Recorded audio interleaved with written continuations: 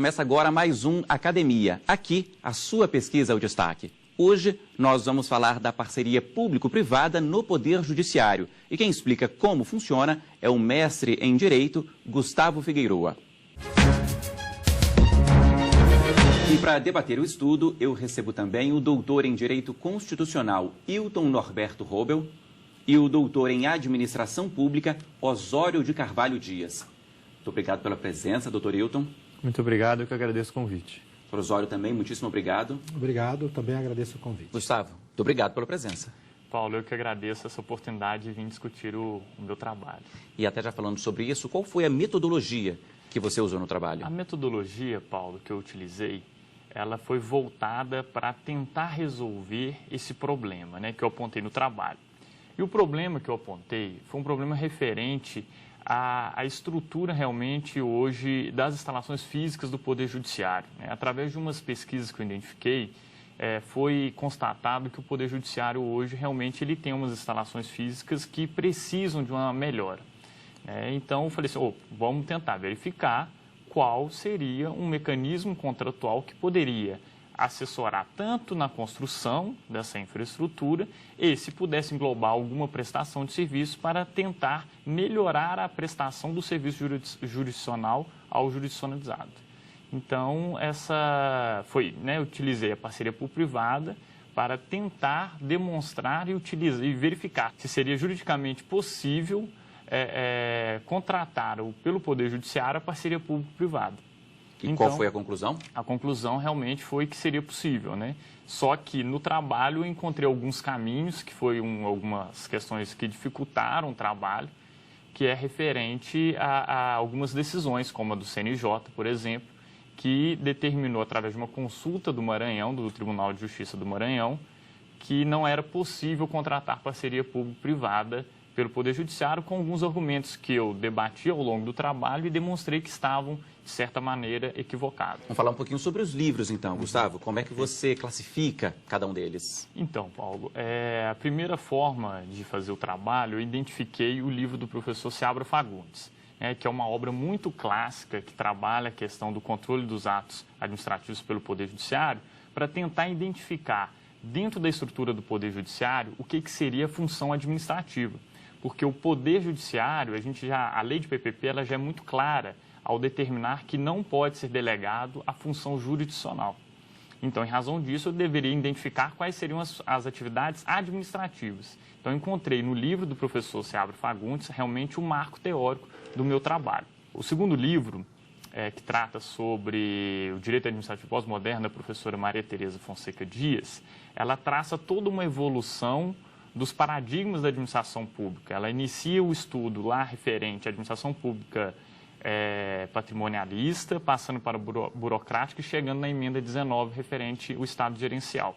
Então, essa foi a importância de utilizar o trabalho da professora Maria Tereza Fonseca Dias. E, por fim, o outro livro que eu coloquei como importante para o meu trabalho foi referente ao livro de parcerias público-privadas do professor Carlos Ari, que, a meu ver, é o grande jurista que trabalha a discussão referente às parcerias público-privadas e pelo fato de ter também trabalhado na própria edição da Lei de Parcerias Público-Privadas brasileira.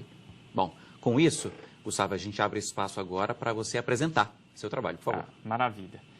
Então, Paulo, o meu trabalho, ele se iniciou dentro desse contexto referente às parcerias público-privadas para verificar se seria juridicamente possível a utilização das parcerias público-privadas pelo Poder Judiciário. Por quê? Atualmente, a gente sabe que o Poder Judiciário, se ele precisa contratar uma instalação física, construir um fórum, por exemplo, um tribunal, ele precisa fazer uma contratação de obra pública.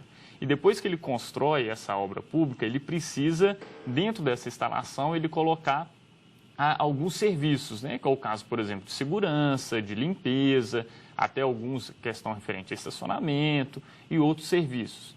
E, em razão disso, eu identifiquei que, se o Poder Judiciário já faz isso de forma separada, por que a gente não poderia utilizar a parceria público-privada, que tem essa possibilidade legal de juntar a construção da infraestrutura e a prestação do serviço nessa infraestrutura no contrato de parceria público-privada?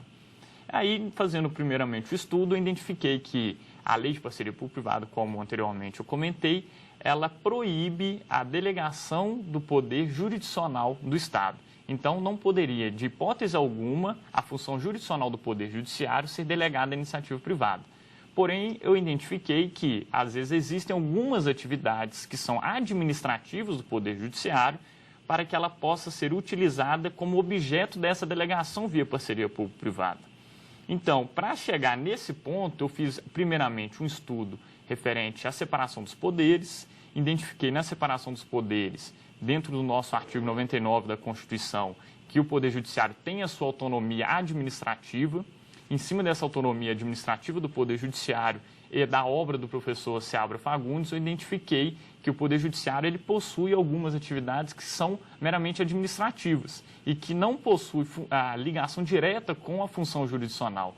E como é uma função administrativa, eu poderia utilizar ela para a delegação dessa função administrativa à iniciativa privada. Em razão disso, para demonstrar, já que eu identifiquei a atividade administrativa do Poder Judiciário, para demonstrar essa delegação, eu trabalhei a evolução da própria atividade administrativa que existiu ao longo da história do Brasil através da obra da professora Maria Tereza, a evolução dos paradigmas da administração pública e contextualizando com a ideia de Estado Democrático de Direito, bem como com a ideia surgida na Europa pela obra, apresentada pela obra do professor português Vasco Manuel, que ele apresenta a busca do ato administrativo perdido e demonstra as duas teorias do direito administrativo, que é referente à teoria alemã da relação jurídica e a teoria italiana do ato administrativo, que ambas teorias buscam dar na relação entre iniciativa privada e poder público uma certa igualdade. Após essa discussão, no meu trabalho eu entrei nas discussões de casos concretos sobre a delegação da função administrativa do Poder Judiciário via parceria público-privada que existe hoje no Brasil. A primeira, eu trabalhei sobre os pontos da consulta pública feita pelo Tribunal de Justiça do Maranhão, referente à consulta que o CNJ julgou de forma, a meu ver, com alguns equívocos, que eu apresento no meu trabalho e demonstro de forma muito concreta todos os equívocos cometidos pelo CNJ, referente à decisão de proibir a parceria público-privada pelo Poder Judiciário, ele não chegou a proibir realmente, ele deu só uma consulta ao Tribunal de Justiça do Maranhão falando que não seria possível fazer uma parceria público-privada pelo Poder Judiciário. Mas, a meu ver, na decisão, ele também deixou alguns pontos em abertos que possa ser o tema rediscutido posteriormente. Trouxe também uma decisão do Tribunal de Contas da União, em que o Tribunal de Contas ele apresenta realmente de forma favorável a utilização das parcerias público-privadas pelo Poder Judiciário para melhorar a infraestrutura e a prestação do serviço nessa infraestrutura. E também trabalhei o chamamento público lá do Estado de São Paulo, que o Estado de São Paulo fez um procedimento de manifestação de interesse para desenvolver uma parceria público-privada pelo Poder Judiciário. Só que, como os fóruns no Estado de São Paulo são administrados pelo Poder Executivo, nesse caso não haveria nenhum problema, porque o próprio Poder Executivo, através da Secretaria de Justiça, queria fazer essa parceria público-privada. Então, foram esses 3 trabalhos. No final, na conclusão, eu cheguei que realmente é possível juridicamente possível utilizar a parceria público-privada como forma de contratação pelo Poder Judiciário, demonstrando as vantagens das parcerias público-privadas em relação às outras modalidades contratuais, e demonstrei que, antes da parte jurídica, é importante realmente fazer um estudo econômico que demonstre, do ponto de vista financeiro e econômico, a viabilidade da utilização das parcerias público-privadas pelo Poder Judiciário. Estão aqui o doutor em Direito Constitucional, Hilton Norberto Robel, e o doutor em Administração Pública, Osório de Carvalho Dias. Vamos começar, então, com o Osório, não é isso, professor? Isso, muito bem. Obrigado, Paulo. Gustavo, em primeiro lugar, eu queria parabenizá-lo pelo excelente trabalho. Um filósofo, talvez seja um dos maiores filósofos vivos, Bruno Latour, ele disse que a ciência ela é construída sobre ombros sólidos. E o seu referencial teórico demonstra isso muito claramente. Falando ainda de filósofos, o que me chamou a atenção no seu trabalho foi a questão do interesse público. E eu lembro sempre de uma frase de Honoré de Balzac, que diz que a administração é a arte de aplicar as leis sem ferir o interesse. O que isso significa quando a gente fala de PPP? Porque há uma questão central no debate da PPP que está vinculada a qual interesse deve prevalecer na relação público-privada. Uhum. E num determinado momento da sua dissertação você fala que esse instrumento ele garante que haja uma hegemonia do interesse público no projeto. Eu queria então que você falasse um pouco mais sobre o que você considera interesse público. Como você pesquisou isso? O que é esse interesse público que você disse que tem que ser hegemônico numa relação de parceria público-privada? Professor Osório, muito obrigado pela pergunta e pelos elogios ao trabalho. E referente à questão do interesse público, né, que foi abordado no trabalho, realmente essa discussão de interesse público que o senhor apresenta, eu já vivenciei ela em outros congressos que eu passei apresentando sobre a parceria público-privada, e que todo mundo fala, pô, mas na relação da parceria público-privada, você não tem que ter um interesse público e o privado ele tem que ficar em nível de desigualdade nessa relação jurídica, e aí sim o interesse público para a relação jurídica não estaria sendo preservado? Eu, até certo ponto, acredito que não.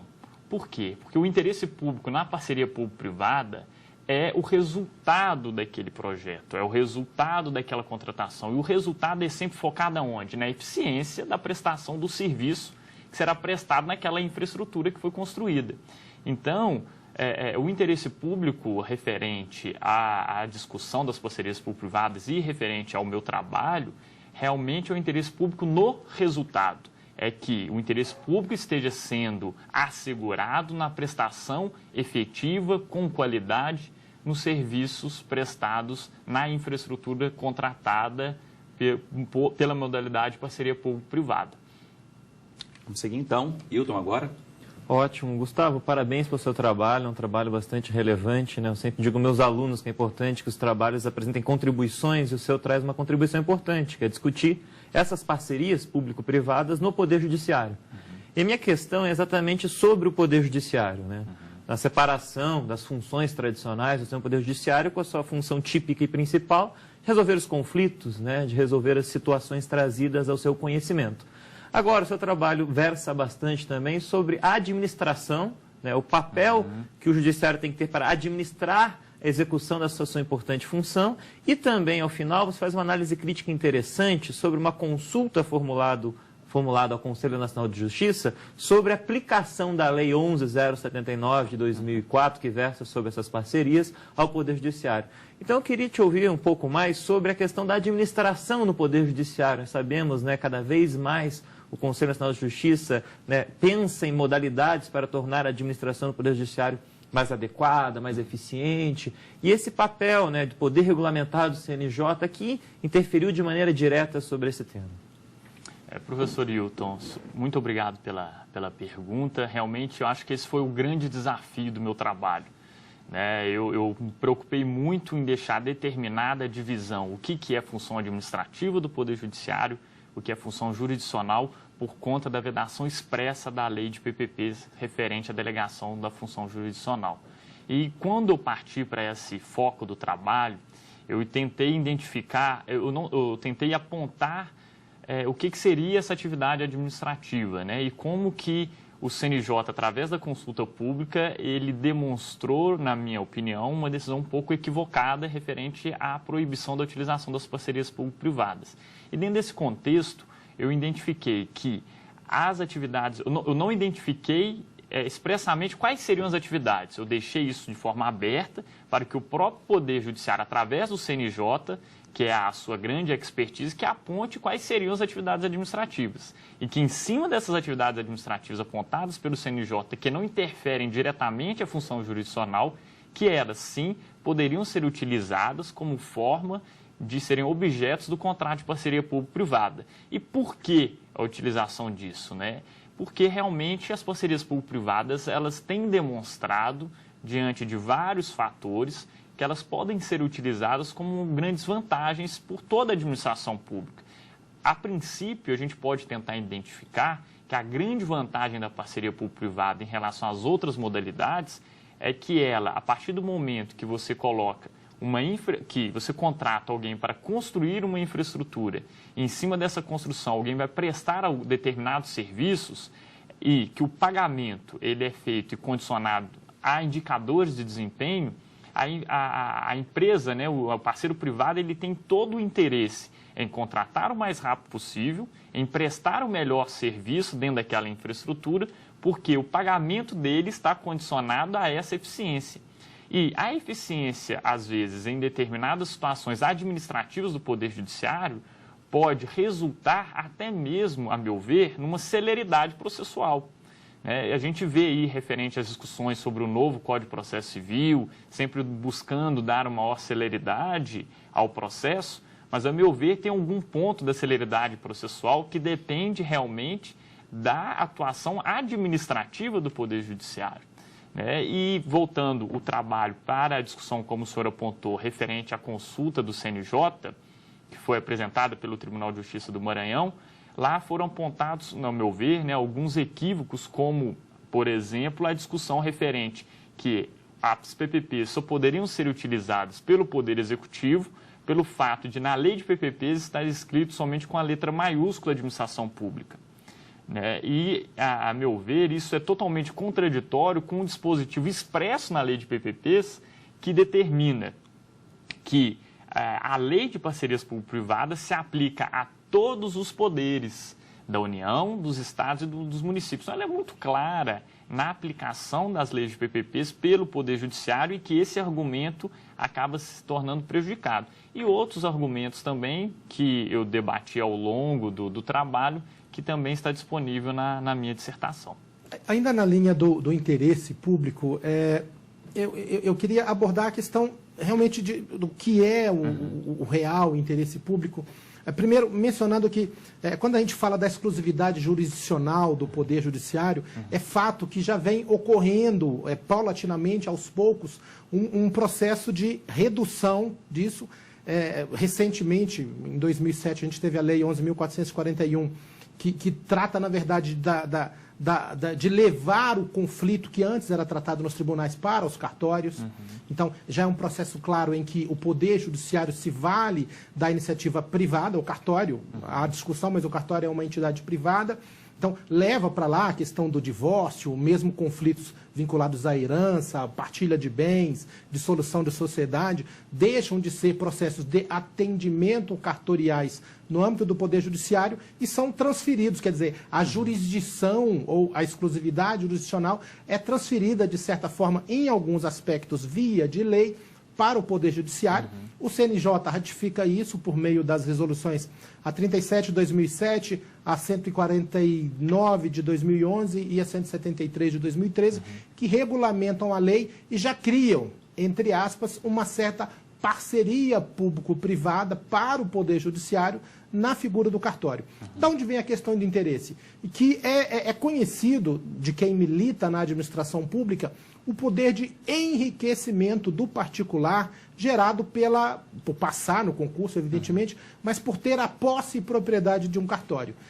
Normalmente, os notários, os tabeliões, são pessoas que têm um ganho, principalmente em cartórios, um ganho muito grande.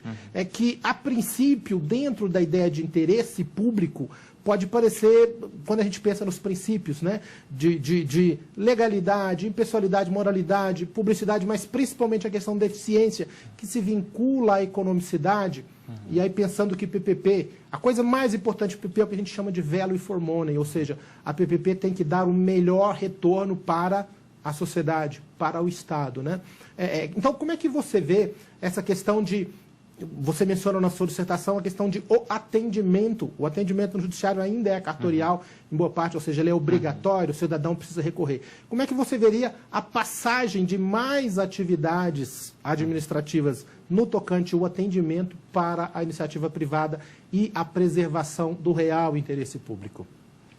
Professor Osório, essa pergunta realmente ela vem dentro de um novo contexto, né, como eu comentei, do Código de Processo Civil, do novo Código de Processo Civil, que aponta realmente para os mecanismos, os diversos mecanismos de resolução de conflitos, né? E o senhor comentou sobre a questão dos cartórios, nós temos também o Tribunal Arbitral, não é isso? Então, a meu ver, o meu trabalho eu não cheguei a apontar realmente essas atividades como soluções de delegação da função jurisdicional à iniciativa privada, né? Eu até resguardei por conta disso, seria algo até inovador para a discussão numa tese de doutorado. Mas, realmente, essa discussão é muito importante referente ao interesse público. Porque, a meu ver, o interesse público não é realmente o interesse público do agente que passa ali no concurso público, mas realmente é o interesse público da sociedade. E a sociedade tem o seu interesse público preservado nos contratos de parcerias público-privadas a partir do momento de uma prestação de um serviço efetivo, de qualidade, com condições viáveis à prestação desse serviço contratado via um contrato de parceria público-privada. Então, o interesse público ele estaria preservado lá nesse resultado onde a sociedade ganha com um serviço público prestado com qualidade. E a iniciativa privada ganha por quê? Porque ela só vai receber a partir do momento que ela for eficiente. Então, é um contrato realmente onde a gente tem situações bilaterais e que, se ambas as partes cumprirem realmente o que foi estabelecido, quem ganha realmente é a sociedade e o interesse público passa a ser realmente preservado. Hilton, agora para encerrar. Ótimo. Eu tenho acompanhado as questões dos serviços extrajudiciais que o professor Osório comentou e é um tema muito importante a desburocratização e, na minha leitura, como esse serviço tem prestado, digamos assim, atividades muito importantes para a cidadania, né, e com custos bem menores para o Estado. Mas a última pergunta para o mestre Gustavo diz respeito como é possível rever esse entendimento do CNJ sobre a consulta. Que elementos novos nós podemos trazer ao CNJ a partir do seu trabalho, a partir da modificação do direito positivo, para permitir a utilização das PPPs também no Poder Judiciário? Professor Hilton, realmente eu acho que esse é o grande desafio do meu trabalho, né? Já tem alguns conselheiros e alguns parlamentares ainda me procurando para a gente tentar debater essa forma de rediscutir essa discussão referente ao CNJ, né? A partir de fatos novos. Realmente nós temos agora, a partir de 2015, veio um decreto regulamentando os procedimentos de manifestações de interesse, aonde deixa muito claro nesse decreto a possibilidade realmente do Poder Judiciário utilizar realmente do PMI para fazer esses estudos. Então, eu acho que essa forma que aponta, né, para o PMI, através desse novo decreto que regulamenta esse procedimento de manifestação de interesse, poderia qualquer tribunal de justiça, através realmente de qualquer desembargador ou melhor, do seu presidente, utilizar realmente o mecanismo da consulta apresentando esse fato novo para aí sim o Poder Judiciário, através do CNJ, fazer o desenvolvimento realmente de uma modelagem econômico-financeira e jurídica para a utilização das parcerias público-privadas pelo Poder Judiciário. Ok. Muito obrigado a todos, Osório, Hilton. Obrigado. Gustavo, muitíssimo obrigado. Eu que agradeço e estou à disposição de todos para a discussão sobre o tema.